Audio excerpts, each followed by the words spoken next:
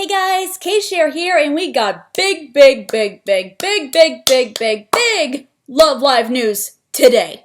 And I'm telling you that this news, I think, would be the biggest news that I will ever cover on this channel, or even just in Love Live history, because this news was a curveball thrown out of left field that I don't think anyone saw coming. And as I mentioned earlier, there will be spoilers by this time mark that you see up here or wherever, here somewhere. So if you guys do not want to be spoiled, here's the time mark to let you know when that's going to happen, because basically the big news would be the second thing and the last thing I'll mention in this video. But before we get to that, the first news is that Saint Snow, or basically Love Live, released Saint Snow's previews for their upcoming single. Is it album? Single? I think it's a single because it only has like 3 songs on it, for Dazzling White Town. And I already talked about Dazzling White Town itself because the music video preview came out like a month or so ago when I talked about it initially, and I said it was pretty bangin'. But yesterday, they released basically all of the previews of all the songs that are going to be on this album. And the 2 I'm going to talk about today are Lonely Snow Planet and After the Rain, because as I said,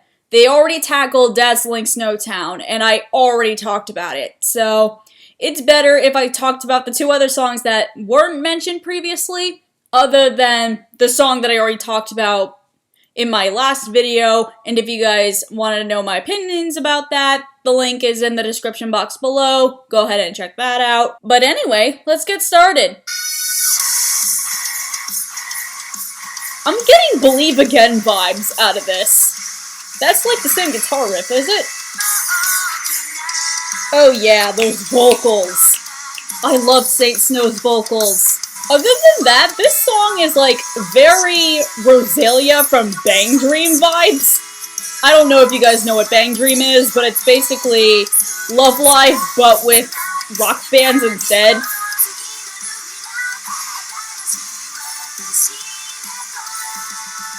Okay, so my opinions on Lonely Snow Planet. I think this is the closest we're ever gonna get to Saint Snow's original style, which we recognize from the TV show. Considering this is a B-side in comparison to Dazzling White Town, which of course is the one that has the music video and all that whatnot, it's really good for a B-side. It's also because this is Saint Snow's first official single that they're promoting for the outside world, while their other songs, yes, everyone knows them, but everyone knows them from the anime and the movie that came out with them in it. So, yeah, it's for them to have their official single here. Yes, they needed to adapt to the new times and the new, like, J-pop style that relates to their concept, but at the same time, they need to get their old fans in it, and I think this is a perfect strategy to do it. So the next song, as I said earlier, it's called After the Rain. So anyway, let's get down to that. For something called After the Rain, it already sounds Christmassy. This sounds like Christmas. But it Saint Snow, so of course it's supposed to sound like that. Oh, it's a ballad? Or it's a slow song, but I never expected them to do this. It sounds very melancholy, or maybe romantic, but again, I don't speak Japanese, or read it, so I don't know. So nice.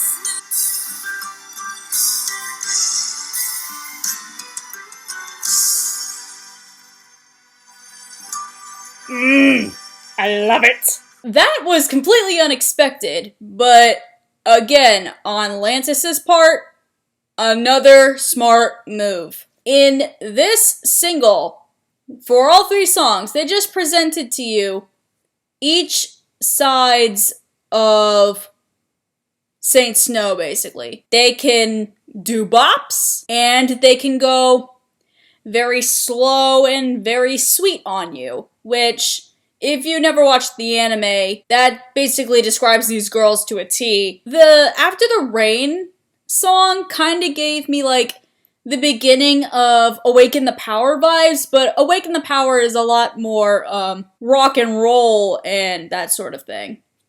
After the Rain kind of reminds me of one of those, this reminds me of a slice of life anime from maybe the mid to early 2010s. Like, they did a lot of slow, sentimental songs like that. Those are the types of songs I really enjoy, and maybe it's because of that I really, have a thing with After the Rain, because I don't know how to describe it, other than it's downright beautiful, and I cannot wait to listen to the whole thing. Alright, this is the part of the video that I mentioned at the beginning, where this is gonna contain the spoilers, but these spoilers more pertain to the Love Live School Idol Festival All-Stars game. So if you guys, have not played the game and want to, or if you guys are still waiting for the anime to come out, which is God knows when, you can bypass this experience if you want to. But, this last warning, this is, like, ridiculously big news. Like, this is news that it'll blow your brains out when I say it. So, a little backstory. As the international audience knows, obviously Japan got Love Live All-Stars first, considering duh. And, so, of course, there are gonna be a few chapters and a few, like, event games ahead of us as far as Love Live All-Stars is concerned, and I was jealous for a while because it wasn't until a recent, like, when I say recent, I'm assuming like a couple months ago update when I finally was able to take that goddamn mask off of Rena. But, starting in Chapter 8, which is the new chapter after you complete all of the 7 chapters that were available to you when you first download the game and play it. Chapter 8 is when we are introduced to basically our antagonist of the Nijigasaki group of girls. And that girl is, I hope I pronounced this correctly, Shioriko Mifune. She is a first year, and basically the first thing she does when we are kind of introduced to her, but we don't see her full figure until I think the end of Chapter 8 or the beginning of Chapter 9. You kind of see her little thing, and she's basically saying, like, these girls are throwing away their, educational and their, articulated, talents on, like, extracurriculars, because she looks at the sports teams, she looks at the, like, all the after-school clubs, even, like, orchestra band, like, the typical after-school clubs in a Japanese high school, and she's like, these girls can do a lot better in their classes if these clubs did not exist. And we officially meet her when she is looking for basically Setsuna, who, again, if you guys have never played the game, you should really click out of this right now. Setsuna is actually the alter ego of the student council president at the time, Nana. Setsuna meets Mifune, basically, and Mifune challenges Setsuna to basically a student council president election. In Love Live, it sounds legit, because they have to basically have a debate for who can provide better service for the school. And Setsuna's problem is that she can't reveal who she really is because her parents do not like anything idols, anything anime, anything that Setsuna secretly likes. Because if she reveals that she is a school idol, her parents will flip. And Mifune knows that, and she uses it to her advantage without revealing Setsuna's secret, because she kind of jabs at Setsuna like, come on, you know you want to say it, why don't you say it? And Setsuna's on the side where extracurriculars are important because they fulfill who the individual actually is, not the collective school body. But because she couldn't reveal that school idol persona that she has, she basically loses the election. Mifune is the new student council president. This upsets Setsuna because she lost the election according to a bet that Mifune set. If Setsuna lost, then the Nijigasaki School Idol Club had to be disbanded. But in the game realm, with the help of Muse and Aquas, because Ellie and Daya are the student council presidents of their schools, they convince Mifune to keep the club because it is against basically school rules to disband a club because of a stupid bet like that. And Mifune kind of plays the innocent person like, oh, I would never do such a thing. But if these girls can't get their grades up by midterms, their club will definitely be disbanded. Which, I know that sounds like a very, very cliche anime plot. But in fairness to the whole student council thing, if people's grades do not really get to their standards, then I think it's rules in Japanese schools that they will be kicked out of extracurriculars or something like that. So she uses that to her advantage, saying, if all of you can't get an average of whatever grade that they set, I forgot what it was, then you have to disband the club. To which the girls take. And the girls win. They actually do get their grades up to the average that Mifune set. And said, basically, Nijigasaki School Idol Club stays. And Mifune is basically like, impressive, but I swear on my life, I will disband your club no matter what you say. So be prepared. This is where her true colors really come in, and she's scary. For a first-year student council president, she's like the manipulativeness of Ellie and the short temper of Daya combined but worse. Like, this girl is ready to attack. With that set in mind, you're probably wondering, Caitlin, what does this have to do with anything?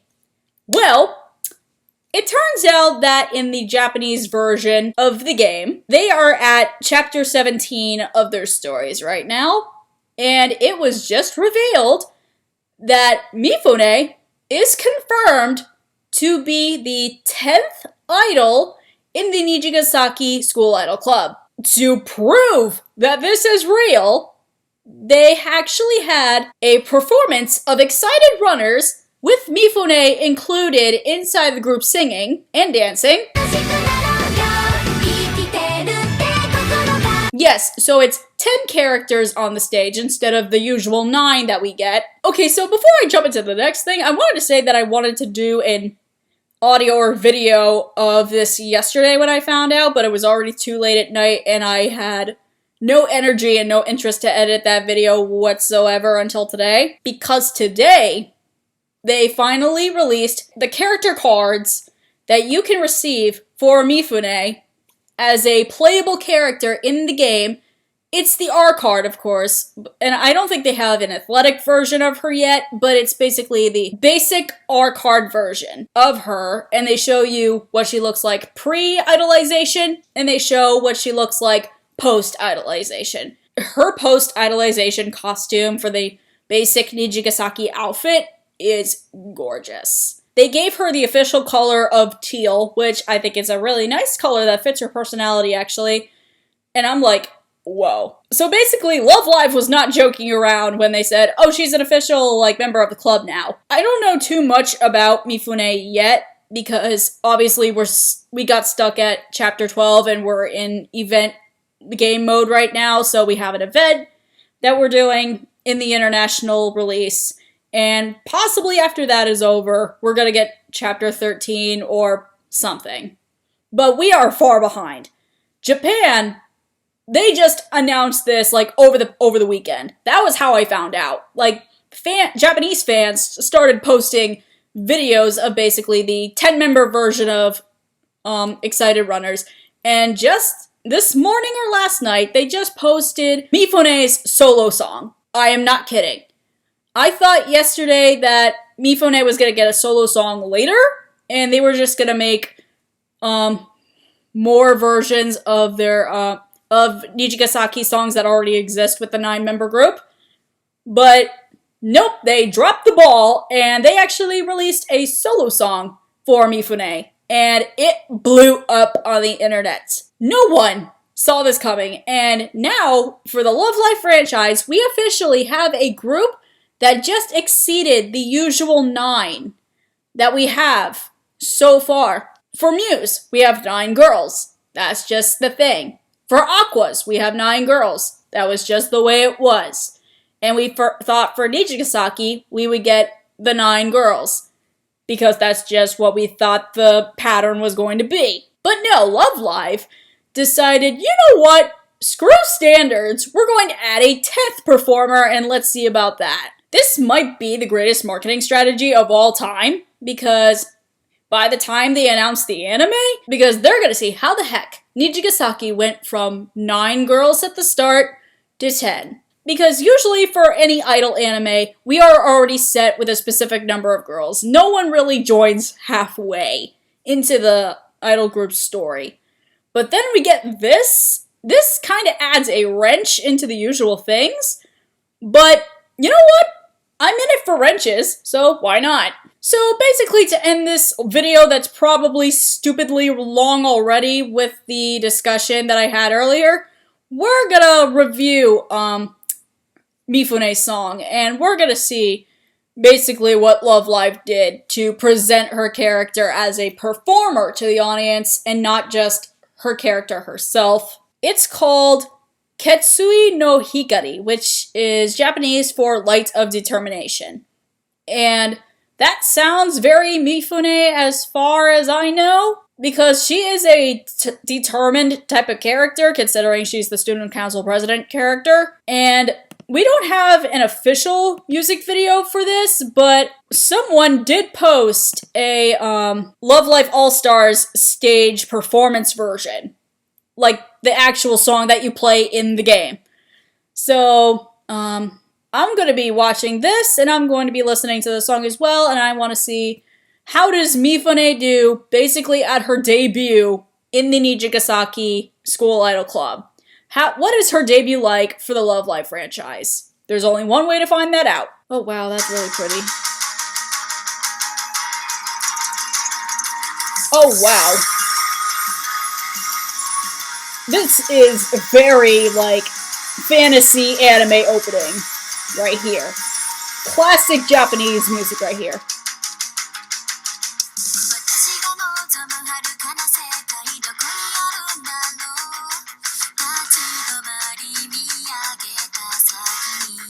Oh. Okay, first of all, her costume is really pretty, and it matches the choreography so well. And her voice. I have to believe that this seiyuu is famous already, because that is a J-pop anime voice. You know, this song reminds me of Aqua's My My Tonight. It has the same, like, classic Japanese music feel. But then you throw in kind of Saint Snow vibes in there. It's like an upgraded version of what Emma's third solo was like. But, like, this just expresses how traditionally Japanese Mifune is. I'm going to admit, I'm blown away by this. For Mifune's first and debut solo into the Love Live franchise, I think we pretty much know what type of character she is. Even if you never played the game before and you have no idea what her personality is like, if you listen to that song, it's like, okay, I get it. And I'm vibing with it. I'm vibing with this.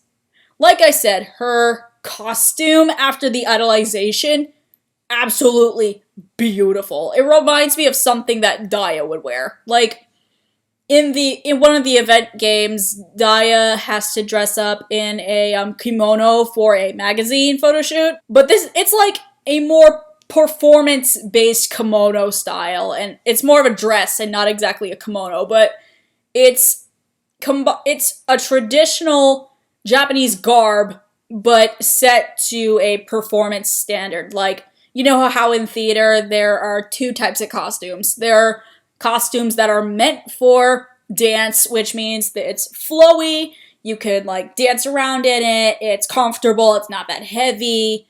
And then there's the type of costumes where you're not going to dance in it, so it could be heavy in material, and it could be as tight on your body as the costume person or the director wants it to. Like, the greatest example I can describe is the ending scene to, what year did it come out? Is it 2007 or something version of Hairspray?